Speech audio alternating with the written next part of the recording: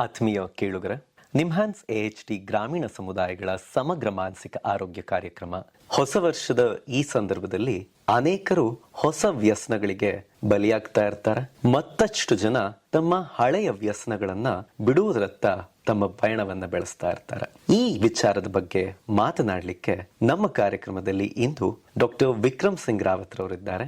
ಯಾವ ರೀತಿ ಬೇರೆ ಬೇರೆ ವ್ಯಸನದ ಮಾದಕ ಪದಾರ್ಥಗಳು ನಮ್ಮ ಮೇಲೆ ದುಷ್ಪರಿಣಾಮವನ್ನ ಬೀರುತ್ತವೆ, ಹಾಗೆ ಸ್ವಲ್ಪ ಪ್ರಮಾಣದ ಈ ಮಾದಕ ಪದಾರ್ಥಗಳು ಸಹ ಯಾವ ರೀತಿ ನಮ್ಮ ದೇಹ ಮತ್ತು ಮನಸ್ಸಿನ ಮೇಲೆ ಪ್ರಭಾವವನ್ನ ಬೀರಬಹುದು, ಮತ್ತೆ ಒಂದು ವೇಳೆ ಈ ರೀತಿಯಾದಂತಹ ಸಮಸ್ಯೆಗಳು ನಮ್ಮಲ್ಲಿ ಅಥವಾ ನಮ್ಮ ನೆರೆಹೊರೆಯವರಲ್ಲಿ, ಕುಟುಂಬಸ್ಥರಲ್ಲಿದ್ರೆ ಯಾವ ರೀತಿ ಇಂತಹ ಸಮಸ್ಯೆಗಳಿಂದ ಹೊರಬರಬಹುದು ಅನ್ನುವಂತಹ ಹಲವು ವಿಚಾರಗಳನ್ನ ನಮಗೆ ಇವತ್ತು ತಿಳಿಸಿಕೊಳ್ಳಲು ಅತಿಥಿಗಳಾಗಿ ಡಾಕ್ಟರ್ ವಿಕ್ರಮ್ ಸಿಂಗ್ ರಾವತ್ ರವರಿದ್ದಾರೆ. ಏಮ್ಸ್ ಆಸ್ಪತ್ರೆಯಲ್ಲಿ ಮನೋವೈದ್ಯಕೀಯ ವಿಭಾಗದಲ್ಲಿ ಹೆಚ್ಚುವರಿ ಪ್ರಾಧ್ಯಾಪಕರಾಗಿ ಸೇವೆ ಸಲ್ಲಿಸ್ತಾ ಇರುವಂತಹ ಡಾಕ್ಟರ್ ವಿಕ್ರಮ್ ಸಿಂಗ್ ರಾವತ್ ಇಂದಿನ ಅತಿಥಿಗಳಾಗಿ ನಮ್ಮ ಈ ಪ್ರಶ್ನೆಗಳಿಗೆ ಉತ್ತರವನ್ನ ನೀಡಲಿದ್ದಾರೆ. ಸರ್, ನಿಮಗೆ ಕಾರ್ಯಕ್ರಮಕ್ಕೆ ಆಧಾರದ ಸ್ವಾಗತ. ಸರ್, ಅಡಿಕ್ಷನ್ ಅನ್ನುವ ಪದವನ್ನ ನಾವು ಇತ್ತೀಚೆಗೆ ಬಹಳಷ್ಟು ಕೇಳ್ತಾ ಇರ್ತೀವಿ. ಜನ ನಾನು ಸೆಲ್ ಫೋನ್ಗೆ ಅಡಿಕ್ಟ್ ಆಗಿದ್ದೀನಿ, ನಾನು ಬೇರೆ ಕಾಫಿಗೆ ಅಡಿಕ್ಟ್ ಆಗಿದ್ದೀನಿ ಇತ್ಯಾದಿ ಹೇಳ್ತಾನೆ ಇರ್ತಾರೆ. ಅದೇ ರೀತಿ ಯಾವ ವ್ಯಸನಗಳನ್ನ ಮಾದಕ ವಸ್ತುಗಳಿರಬಹುದು, ತಂಬಾಕು, ಆಲ್ಕೋಹಾಲ್ ಇತ್ಯಾದಿಗಳಿರಬಹುದು, ಆ ವ್ಯಸನದ ಬಗ್ಗೆ ನೀವು ಮೊದಲನೇದಾಗಿ ನಮ್ಮ ಕೇಳುಗರಿಗೆ ಯಾವ ಮಾಹಿತಿಯನ್ನ ನೀಡಬಹುದು? ಈಗ ವ್ಯಸನವೆಂದರೆ ಇದು ಬಹಳ ಪ್ರಚಲಿತವಾಗಿದೆ. ಭಾರತದಲ್ಲಿ ಆಗಲಿ ಕರ್ನಾಟಕದಲ್ಲಾಗಲಿ ವ್ಯಸನದ ಪ್ರಮಾಣ ಹೆಚ್ಚುತ್ತಿದೆ. ಇದರಲ್ಲಿ ಮುಖ್ಯವಾಗಿ ನೀವು ಹೇಳಿದ ಹಾಗೆ ಮಾದಕ ಪದಾರ್ಥಗಳಲ್ಲಿ ಒಂದು ಮದ್ಯಪಾನ, ಇನ್ನೊಂದು ತಂಬಾಕು ಸೇವನೆ. ಇದಲ್ಲದೆ ವಿವಿಧ ತರದ ಮಾದಕ ಪದಾರ್ಥಗಳು ಏನೆಂದರೆ ಗಾಂಜಾ ಅಥವಾ ಅದು ಬಿಟ್ಟು ಓಪಿಯಾಯ್ಡ್ಸು, ಟ್ಯಾಬ್ಲೆಟ್ಸು, ಇವುಗಳಿಂದ ವಿಧ ವಿಧವಾದ ವ್ಯಸನಗಳು ಉತ್ಪನ್ನವಾಗುತ್ತದೆ. ಇದು ಉತ್ಪನ್ನವಾದಂಗೆ ವ್ಯಕ್ತಿಯು ಅದನ್ನ ಬಿಡುವುದರಲ್ಲಿ ಸಮಸ್ಯೆಗಳು ಉಂಟಾಗುತ್ತೆ. ಈ ಸಮಸ್ಯೆಗಳನ್ನ ಹೇಗೆ ಬಗೆಹರಿಸುವುದು, ಇದರ ಉಪಚಾರ ಹೇಗೆ ಮಾಡುವುದು, ಅದೊಂದು ಮುಖ್ಯವಾದ ಸಮಸ್ಯೆ. ಅದನ್ನ ನಾವು ಹೇಗಾದರೂ ಮಾನಸಿಕ ವಿಶೇಷಜ್ಞರು ಮತ್ತೆ ಬೇರೆ ತಜ್ಞರು ಅದನ್ನ ಬಗೆಹರಿಸಕ್ಕೆ ಪ್ರಯತ್ನ ಪಡಬೇಕು. ಸರ್, ಈಗ ತುಂಬಾ ಜನ ಹೇಳ್ತಾ ಇರ್ತಾರೆ, ನಾನು ಅಡಿಕ್ಟ್ ಆಗಿಲ್ಲ, ಆದ್ರೆ ತಗೋತಾ ಇದೀನಿ ಅಷ್ಟೇ, ನಾನು ಜಸ್ಟ್ ಆಲ್ಕೋಹಾಲ್ ತಗೋತೀನಿ, ಯಾವಾಗಾದ್ರೂ ಬೇಜಾರಾದಾಗ ತಗೋತೀನಿ ಅಂತ ಹೇಳಿ. ಸೊ ಈ ಅಡಿಕ್ಷನ್ಗೂ ಮತ್ತೆ ರಿಕ್ರಿಯೇಷನಲ್ಲಿ ಆಗಾಗ ತಗೊಳ್ಳೋದಕ್ಕೂ ವ್ಯತ್ಯಾಸ ಇದೆಯಾ? ಆ ರೀತಿ ತಗೋಬಹುದಾ? ಖಂಡಿತವಾಗ್ಲಿಯೂ ರೆಕ್ರಿಯೇಷನ್ ಆಗಿ ಅಥವಾ ಯಾವಾಗ್ಲೂ ಒಮ್ಮೆ ನಾ ತಗೋತೀನಿ ಅಂತ ಹೇಳೋರು ಇರ್ತಾರೆ. ಅದು ಹೇಳೋರಲ್ಲಿ ನಾವು ಅದನ್ನ ಅರ್ಥ ಮಾಡ್ಕೋಬೇಕು, ಅವ್ರು ಯಾವ ಪರಿಸ್ಥಿತಿಯಲ್ಲಿ ಎಷ್ಟೆಷ್ಟು ತಗೋತಾರೆ ಅಂತ. ಅದರಲ್ಲೂ ಕ್ಲಿಯರ್ ಆಗಿ ಈಗ ಕೆಲವೊಬ್ರು ಹೆಂಗಂದ್ರೆ ಪ್ರಮಾಣ ಹೆಚ್ಚು ತಗೊಳ್ಳೋದಿಲ್ಲ, ಜಸ್ಟ್ 30 ml ನಾನು ವಿಸ್ಕಿನೇ ತಗೊಳ್ಳೋದು ಸರ್, ಬ್ರ್ಯಾಂಡಿನೇ 30 ml ತಗೊಳ್ಳೋದು ಅಷ್ಟೇ, ಅದ್ರ ಬಿಟ್ಟು ಏನು ತಗೊಳ್ಳಲ್ಲ, ತಿಂಗಳಲ್ಲೊಮ್ಮೆ ಅಥವಾ 2 ತಿಂಗಳಲ್ಲೊಮ್ಮೆ. ಇಂಥವರಲ್ಲಿ ವ್ಯಸನ ಇದೆ ಅಂತ ಹೇಳೋದು ಕಷ್ಟ. ಅವರು ರಿಕ್ರಿಯೇಷನಲ್ ಆಗಿ ಯೂಸ್ ಮಾಡ್ತಿರ್ಬೋದು, ಸೋಷಿಯಲ್ ಆಗಿ ಯೂಸ್ ಮಾಡ್ತಿರ್ಬೋದು. ಇಂಥವರಲ್ಲಿ ಸಮಸ್ಯೆ ಅಂತ ಹೇಳೋದು ಕಷ್ಟ. ಬಟ್ ಕೆಲವೊಬ್ಬರು ಹೆಂಗಂದ್ರೆ ಅದರಲ್ಲಿ ಮುಂದುವರಿತಿರ್ತಾರೆ, ನಿಧಾನವಾಗಿ ಅವ್ರಿಗೆ ತಿಳಿದಿರಲ್ಲ, ಆ ಪ್ರಮಾಣ ಹೆಚ್ಚುತ್ತಿರುತ್ತೆ. ಒಮ್ಮೆ ಕುಡಿದಾಗ 3 ಪೆಗ್ಗು 4 ಪೆಗ್ಗು ಇನ್ನ ಹೆಚ್ಚು ಕುಡಿಬಹುದು.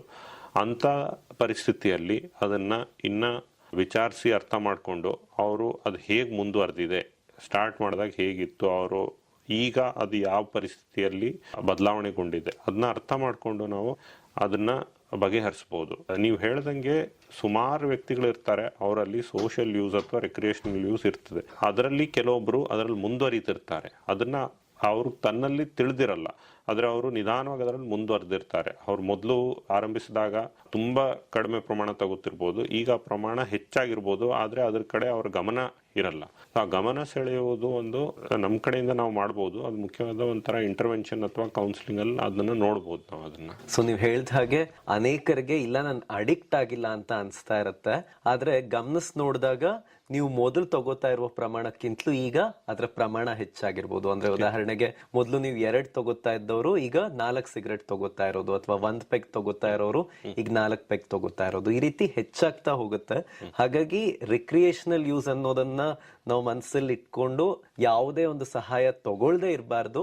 ನೀವು ಸ್ವಲ್ಪ ತಗೋತಾ ಇದೀರೋ ಅಥವಾ ಅವಾಗವಾಗ ತಗೋತಾ ಇದೀರೋ, ಬಟ್ ಖಂಡಿತ ಬಿಡುವುದರತ್ತ ವೈದ್ಯಕೀಯ ಸಹಾಯವನ್ನ ತಗೋಬೇಕು. ಹೌದು, ಇದು ಸರಿ. ಅದನ್ನ ಅರ್ಥ ಮಾಡ್ಕೊಂಡು ಅದ್ರ ಯಥಾ ಪ್ರಕಾರ ಅದರಲ್ಲಿ ಸಹಾಯ ತಗೊಳ್ಳೋದು ಉಚಿತ. ಇದರಲ್ಲಿ ಕಡಿಮೆ ತಗೊಂಡವರಲ್ಲೂ ಕೆಲವೊಮ್ಮೆ ಸಮಸ್ಯೆಗಳು ಉತ್ಪನ್ನ ಆಗ್ಬಹುದು. ಆ ಸಮಸ್ಯೆಗಳು ಶಾರೀರಿಕ ಇರ್ಬೋದು, ಮಾನಸಿಕ ಇರ್ಬೋದು. ನಾವು ಅದನ್ನ ಅರ್ಥ ಮಾಡ್ಕೊಂಡು ಅದ್ರ ಯಥಾ ಪ್ರಕಾರ ಅವ್ರಿಗೆ ಉಪಚಾರ ನೀಡಬೇಕು. ಖಂಡಿತ ಸರ್.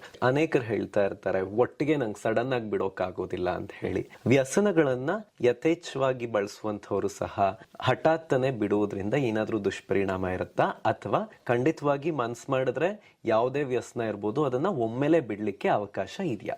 ಈ ಒಮ್ಮೆಲೆ ಬಿಡೋದ್ರಲ್ಲಿ ಕೆಲವೊಂದು ವ್ಯಸನಗಳಲ್ಲಿ ಸಮಸ್ಯೆಗಳು ಉಂಟಾಗುತ್ತೆ. ಅದರಲ್ಲಿ ಮುಖ್ಯವಾಗಿ ಮಾದಕ ಪದಾರ್ಥಗಳಲ್ಲಿ ಅವಸಾದ ಮಾಡುವ ಪದಾರ್ಥಗಳು, CNS ಡಿಪ್ರೆಸೆಂಟ್ಸ್, ಬ್ರೈನ್ ನ ಡಿಪ್ರೆಸ್ ಮಾಡುವಂತ ಪದಾರ್ಥಗಳಲ್ಲಿ ಬಿಟ್ಟಾಗ ಹಲವಾರು ಸಮಸ್ಯೆಗಳು ಉಂಟಾಗುತ್ತೆ. ಉದಾಹರಣಕ್ಕೆ, ಒಬ್ಬ ವ್ಯಕ್ತಿ ಸತತವಾಗಿ ಮದ್ಯಪಾನ ಮಾಡುತ್ತಿದ್ದಾಗಿ ದಿವಸಕ್ಕೆ 1 ಕ್ವಾರ್ಟರ್ 2 ಕ್ವಾರ್ಟರ್ ಕುಡಿತಿರ್ಬಹುದು. ಆಲ್ಕೋಹಾಲ್ ಅಲ್ಲಿ ವಿಸ್ಕಿ ಆಗ್ಲಿ ಬ್ರಾಂಡಿ ಆಗ್ಲಿ ಕುಡಿತಿರ್ಬಹುದು. ಅದನ್ನ ಒಮ್ಮೆಲೆ ಬಿಟ್ಟಾಗ ಅವನಲ್ಲಿ ನಿದ್ದೆ ಬರದೇ ಇರೋದು, ತುಂಬಾ ಬೆವರು ಬರೋದು, ಎದೆ ಬಿಡ್ತ, ಮತ್ತೆ ಕೈಕಾಲು ನಡಗೋದು, ಇಂಥ ಸಮಸ್ಯೆಗಳು ಉಂಟಾಗಬಹುದು. ಅದಕ್ಕೆ ಅದನ್ನ ಸೂಕ್ತವಾಗಿ ಪರಾಮರ್ಶ ನೀಡಿ ಅದರಲ್ಲಿ ಮಾತ್ರೆಗಳ ಅವಶ್ಯಕತೆ ಇದ್ರೆ ಉಪಚಾರ ಮಾಡಬಹುದು, ಅದನ್ನ ಸುಧಾರಿಸಬಹುದು. 10 ಸಿಗರೆಟ್ ದಿವಸ ಸೇದಬಹುದು ಅಥವಾ 1 ಬಂಡಲ್ ಬೀಡಿ ದಿವಸ ಸೇದಬಹುದು. ಅದನ್ನ ಒಮ್ಮೆಲೆ ಬಿಟ್ಟಾಗ ಕೆಲವೊಂದು ಸಮಸ್ಯೆಗಳು ಬರ್ತವೆ. ಆ ಸಮಸ್ಯೆಗಳಿಂದ ಶರೀರಕ್ಕಾಗ್ಲಿ ಅವನ ಜೀವನಕ್ಕಾಗ್ಲಿ ಏನು ವಿಪರೀತ ಸಮಸ್ಯೆ ಕಂಡು ಬರಲ್ಲ. ಮಾತ್ರೆ ಇಲ್ದಂಗೂ ಅದನ್ನ ಹೇಗಾದ್ರೂ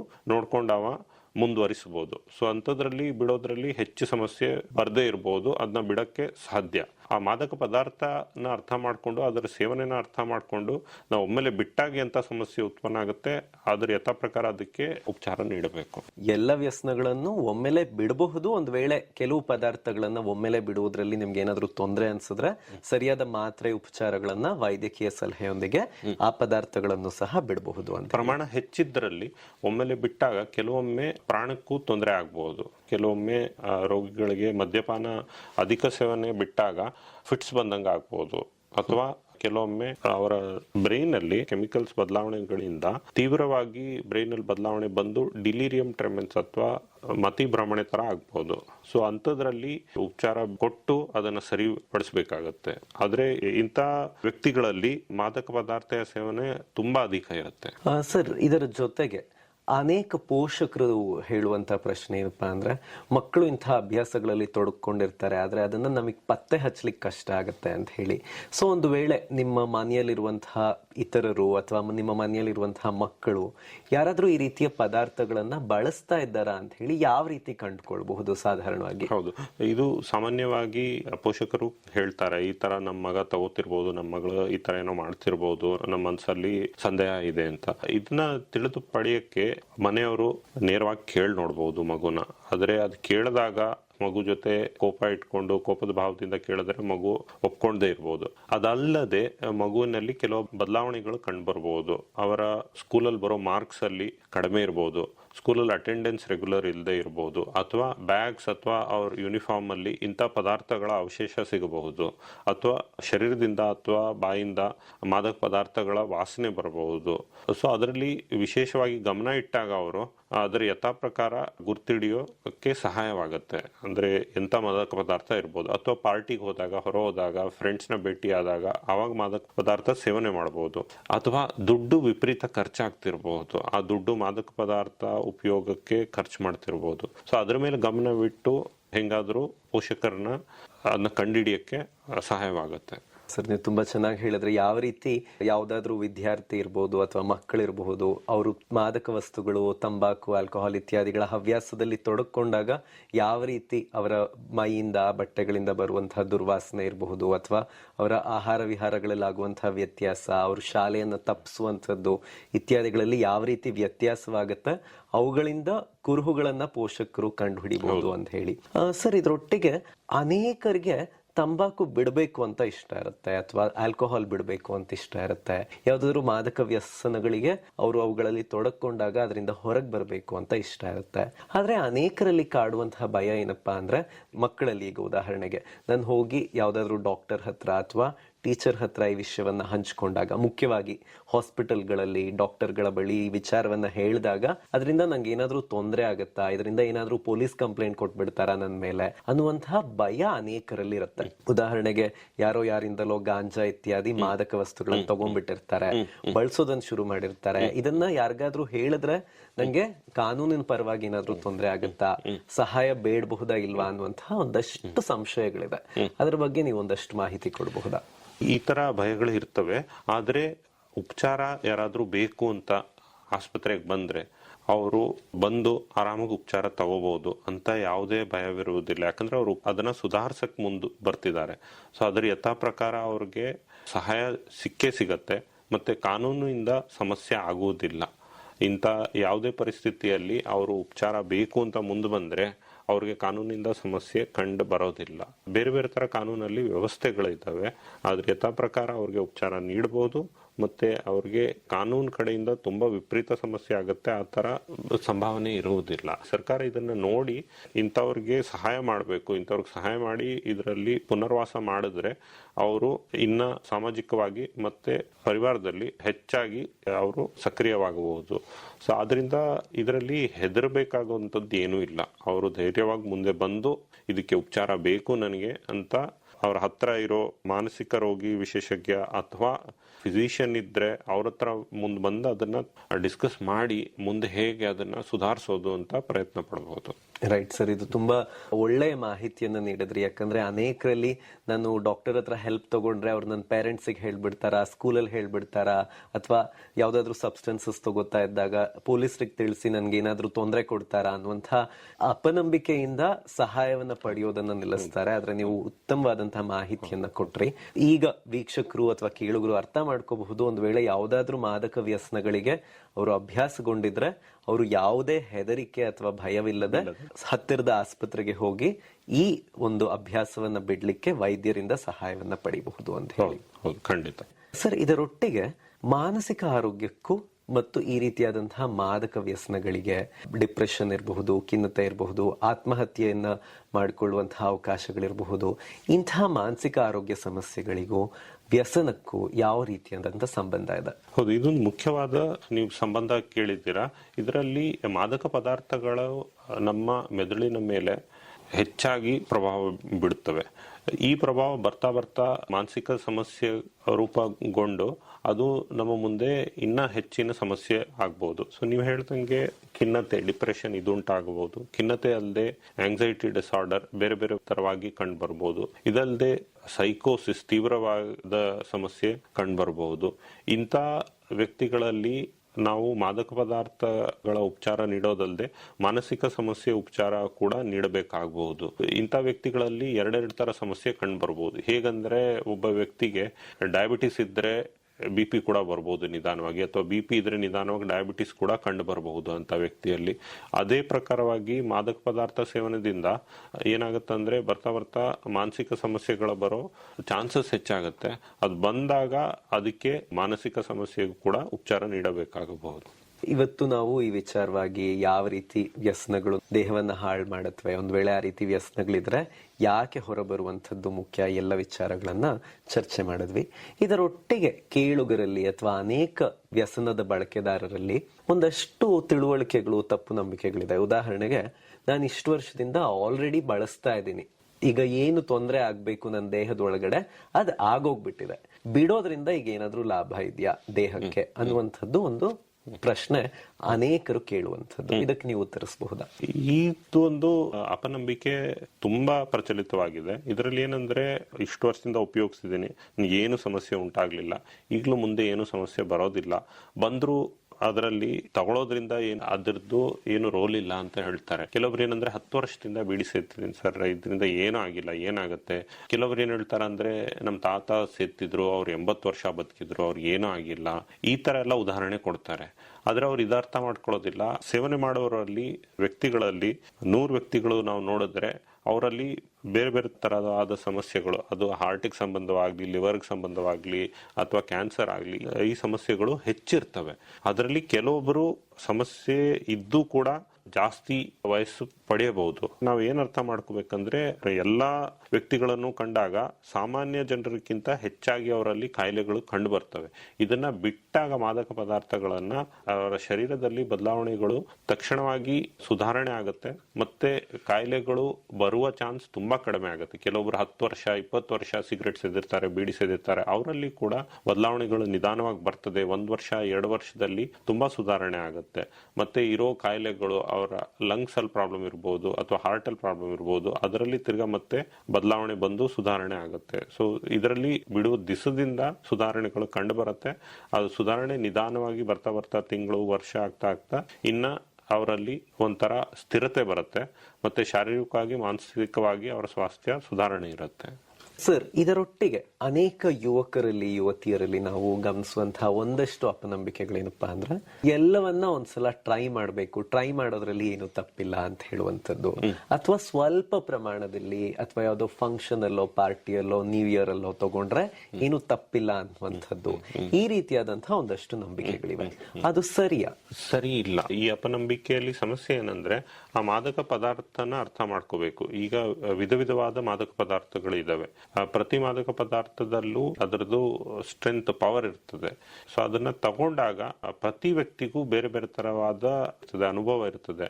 ವ್ಯತ್ಯಾಸ ಎಷ್ಟಿದೆ ಅಂದ್ರೆ, ಕೆಲವೊಬ್ಬರಿಗೆ 1-2-3 ಸಲ ಸೇವನೆಯಿಂದಲೇ ಅದ್ರ ಮೇಲೆ ಪೂರ್ತಿಯಾಗಿ ವ್ಯಸನದ ಕಡೆ ಅವ್ರು ಮುಂದುವರಿಯಬಹುದು. ನಾವು ಹೇಳೋದು ಬಹಳ ಕಷ್ಟ ಯಾವ ವ್ಯಕ್ತಿಯಲ್ಲಿ ಹೇಗೆ ಅದು ಮುಂದುವರಿಯುತ್ತೆ ಅಂತ. ಇವುಗಳಿಂದ ಎಷ್ಟು ದೂರ ಇರ್ತಾರೋ ಅದೇ ಒಳ್ಳೇದು. ಈ ಮಾದಕ ಪದಾರ್ಥಗಳಲ್ಲೂ ಈಗ ಹೊಸ ಹೊಸದಾದ ಪದಾರ್ಥಗಳು ಬರ್ತಿವೆ. ಅವುಗಳು ಒಮ್ಮೆ ತಗೊಂಡ್ರು ಕೂಡ ಆ ವ್ಯಕ್ತಿಗೆ ಅದರ ಕಡೆಗೆ ಎಳೆತ ತುಂಬಾ ಜಾಸ್ತಿ ಇರಬಹುದು. ಇಂಥ ಪರಿಸ್ಥಿತಿಯಲ್ಲಿ ಒಮ್ಮೆ ಮಾತ್ರ ನಾನು ತಗೋತೀನಿ, ಅದರಿಂದ ಕೂಡ ದೂರ ಇರೋದು ಬಹಳ ಮುಖ್ಯ. ಸೊ ನೀವು ಹೇಳಿದಾಗ ನಂಗೆ ಏನರ್ಥ ಆಯ್ತು ಅಂದ್ರೆ, ಸದ್ಯಕ್ಕೆ ಯಾರೆಲ್ಲ ಅದಕ್ಕೆ ಅಡಿಕ್ಟ್ ಆದವ್ರಿದ್ದಾರೆ, ಅವ್ರು ಯಾರು ಅಡಿಕ್ಟ್ ಆಗ್ಬೇಕು ಅಂತ ತಗೊಂಡಿದ್ದಲ್ಲ, ಅವರೆಲ್ಲರೂ ಒಂದ್ಸಲ ಟ್ರೈ ಮಾಡಬೇಕು, ಎಕ್ಸ್ಪೆರಿಮೆಂಟ್ ಮಾಡಬೇಕು ಅಂತ ಹೇಳಿ ತಗೊಂಡವರು. ಬಟ್ ಆ ವ್ಯಸನದ ಮಾದಕ ಪದಾರ್ಥಗಳು ಅವರನ್ನ ಇವತ್ತು ಅಡಿಕ್ಟ್ ಆಗುವಂತೆ ಮಾಡಿದೆ. ಸೊ ನಮ್ಮಲ್ಲೂ ಸಹ ನಾವು ಎಕ್ಸ್ಪೆರಿಮೆಂಟ್ ಮಾಡ್ಲಿಕ್ಕೆ ಅಥವಾ ಟ್ರೈ ಮಾಡ್ಲಿಕ್ಕೆ ಅಂತ ತಗೊಂಡಂತಹ ಪದಾರ್ಥಗಳು ನಾವು ಅದಕ್ಕೆ ಅಡಿಕ್ಟ್ ಆಗುವಂತಹ ಅವಕಾಶ ಹೆಚ್ಚಿರುತ್ತೆ ಅಂತ ಹೇಳಿ. ಹೌದು, ಆ ಪದಾರ್ಥ ಮೇಲೆ ಡಿಪೆಂಡ್ ಆಗುತ್ತೆ. ಬೇರೆ ವಿಧ ವಿಧವಾದ ಪದಾರ್ಥಗಳಲ್ಲಿ ವಿಧ ವಿಧವಾದ ಪೊಟೆನ್ಸಿ ಇದೆ. ಸೊ ಅದರಲ್ಲಿ ಆ ಪದಾರ್ಥ ಅರ್ಥ ಮಾಡ್ಕೊಂಡಿದ್ರೆ ಒಳ್ಳೇದು. ಕೆಲವೊಬ್ಬರಿಗೆ ಏನಾಗುತ್ತೆ ಅಂದ್ರೆ, ಫಸ್ಟ್ ಟೈಮ್ ಟ್ರೈ ಮಾಡಿದಾಗ ಅವ್ರಿಗೆ ಏನು ಅದ್ರ ಬಗ್ಗೆ ಅರಿವಿರಲ್ಲ, ಈ ಪದಾರ್ಥ ಸೇವನೆಯಿಂದ ಏನಾಗುತ್ತೆ ಅಂತ. ಅವ್ರಿಗೆ ಎಲ್ಲರೂ ಫ್ರೆಂಡ್ಸ್ ಹೇಳಿದ್ದು ಅಥವಾ ಬೇರೆಯವರು ಹೇಳಿದ್ರಲ್ಲೇ ಇರ್ತಾರೆ. ಅಲ್ಲ, ನಮ್ಮ ತಾತ ತಗೋತಿದ್ರು ಅಥವಾ ಇನ್ಯಾರು ತಗೋತಿದ್ರು ಅಥವಾ ಫ್ರೆಂಡ್ ತಗೋತಿದ್ದಾನೆ ಅವ್ನು ಹೇಳ್ದ ಏನಾಗಲ್ಲ ಅಂತ. ಸೊ ಆ ವಿಚಾರದಿಂದ ಅವರು ಅದನ್ನ ತಗೊಳ್ಳೋದ್ರಲ್ಲಿ ಮುಂದುವರಿಬಹುದು.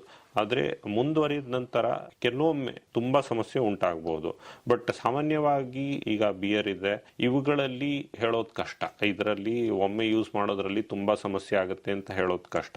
ಇದರಲ್ಲಿ ತುಂಬಾ ಜನರು ಇಂಥವ್ರಿದ್ದಾರೆ, ಅವರು ಯಾವಾಗ್ಲೋ ಒಮ್ಮೆ ಯೂಸ್ ಮಾಡ್ತಾರೆ, ಫಸ್ಟ್ ಟೈಮ್ ಯೂಸ್ ಮಾಡಿ ಬಿಟ್ಬಿಡ್ತಾರೆ, ಅವರ ವ್ಯಸನದ ಕಡೆ ಮುಂದುವರಿಯೋದಿಲ್ಲ, ಅಲ್ಲೇ ನಿಂತೋಗುತ್ತೆ ಆ ಸಮಸ್ಯೆ. ಸರ್, ಮತ್ತೆ ನಾವು ಅನೇಕರಲ್ಲಿ ಈ ಆಟೋ ಲಾರಿ ಇತ್ಯಾದಿಗಳನ್ನು ಓಡಿಸೋರು ಅಥವಾ ಕಾರ್ಮಿಕರು, ಅವರು ಈ ಪದಾರ್ಥಗಳನ್ನ ಒಂದು ಸಹಾಯವಾಗಿ ಬಳಸ್ತಾರೆ. ಅಂದ್ರೆ ಗಾಡಿ ಓಡಿಸುವಾಗ ಬಾಯಲ್ಲಿ ಏನಾದ್ರು ಬೇಕು ಅಂತ ಹೇಳಿ ತಂಬಾಕು ಹಾಕೋದು, ಅಥವಾ ಶಾರೀರಿಕವಾಗಿ ಇವತ್ತು ತುಂಬಾ ಕೆಲಸ ಮಾಡಿದೀನಿ ಅಂತ ಹೇಳಿ ನಿದ್ದೆ ಬರೋದಿಲ್ಲ ಅಂತ ಹೇಳಿ ಆಲ್ಕೋಹಾಲ್ ತಗೊಳ್ಳೋದು, ಇವುಗಳನ್ನ ಈ ರೀತಿ ಒಂದು ಪೇನ್ ಕಿಲ್ಲರ್ ಆಗಿ ಅಥವಾ ಒಂದು ಟೈಮ್ ಪಾಸ್ ಆಗಿ ಅಥವಾ ಒಂದು ರೂಢಿಯಾಗಿ ಬಳಸುವಂತಹದ್ದು ಕೆಲಸಕ್ಕೋಸ್ಕರ ಸರಿನಾ? ಇದು ಒಂಥರ ಅಪನಂಬಿಕೆ. ಇದು ಸರಿ ಅಲ್ಲ.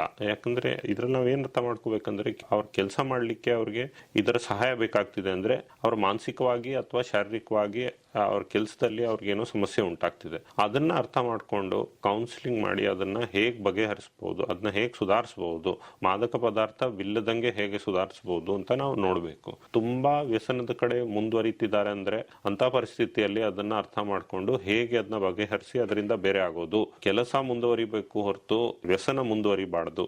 ಅದರ ಕಡೆಗೆ ಕೌನ್ಸಿಲಿಂಗ್ ಪಡೆದು ಅದನ್ನ ಹೇಗೆ ಬಗೆಹರಿಸೋದು ಅಂತ ಪ್ರಯತ್ನ ಪಡಬೇಕು ಆ ವ್ಯಕ್ತಿ.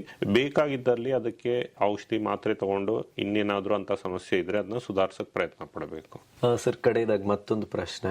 ಅನೇಕರು ತಂಬಾಕು ಬಳಸೋರು ಇರಬಹುದು, ಆಲ್ಕೋಹಾಲ್ ಇತ್ಯಾದಿ ವ್ಯಸನಗಳನ್ನು ಬಳಸುವಂತವ್ರು ಇರಬಹುದು. ಅವ್ರು ಹೇಳೋ ಒಂದು ವಿಷಯ ಏನಪ್ಪಾ ಅಂದ್ರೆ, ನೋಡಿ, ನಾನ್ ತಗೊಳ್ಳೋದ್ರಿಂದ ನಿಮಗೆ ಯಾರಿಗೂ ತೊಂದರೆ ಇಲ್ಲ. ಕುಟುಂಬಸ್ಥರು ತುಂಬಾ ಸಲ ಹೇಳ್ತಾರೆ, ಸರ್ ನಾವು ಬಿಡಿಸ್ಲಿಕ್ಕೆ ಪ್ರಯತ್ನ ಪಡ್ತಾ ಇದ್ದೀವಿ, ಆದ್ರೆ ನಿಮ್ಗೇನು ತೊಂದರೆ ಇಲ್ಲ ಅಲ್ವಾ, ನೀವ್ ಯಾಕೆ ಯೋಚನೆ ಮಾಡ್ತೀರಿ ಅಂತ ಅನೇಕ ವ್ಯಸನಿಗಳು ಹೇಳ್ತಾರೆ. ತಂಬಾಕು, ಆಲ್ಕೋಹಾಲ್ ಇತ್ಯಾದಿ ವ್ಯಸನಗಳನ್ನ ಮಾಡುವುದರಿಂದ ಸುತ್ತಮುತ್ತಲಿರುವವರಿಗೆ ಅಥವಾ ಅವರ ಕುಟುಂಬದಲ್ಲಿರುವವರಿಗೆ ಅಥವಾ ಅವರ ಮಕ್ಕಳಿಗೆ ಏನಾದ್ರೂ ವಂಶ ಪಾರಂಪರಿಕವಾಗಿ ಏನಾದ್ರೂ ಸಮಸ್ಯೆಗಳಿರಬಹುದು ಅಥವಾ ಬೇರೆ ಇತ್ಯಾದಿ ಸಮಸ್ಯೆಗಳು ಸುತ್ತಮುತ್ತ ಇರುವಂತಹವರಿಗೆ ಆಗಬಹುದಾ? ತಂಬಾಕು, ಮದ್ಯಪಾನ ಇವುಗಳಿಂದ ಸಮಸ್ಯೆಗಳು ಉಂಟಾಗಬಹುದು.